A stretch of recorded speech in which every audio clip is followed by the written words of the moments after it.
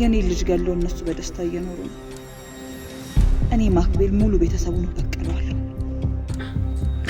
እንዳትተክ ይሄንን አይደል የፈለግሽው? በቅርብ ሞተልሻለሁ። አንቺ ግን ምንድነው ችግርሽ? ጭራሽ ከኔ በላይ ሆነሽ ለአባቴ እንደመታውሽ ተናገርሽ። አምላኬ ሆይ እቺን የመሰለች ሚስት ባትሰጠኝ ምን ይውጥ ነበር? ተመስገን።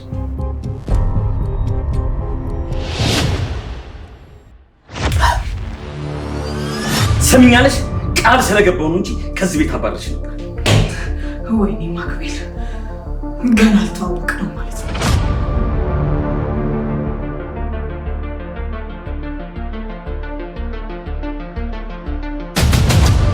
አባዬ እኔ በጭራሽ ትምህርቴን ሳልጨርስ መሞት አልፈልግም።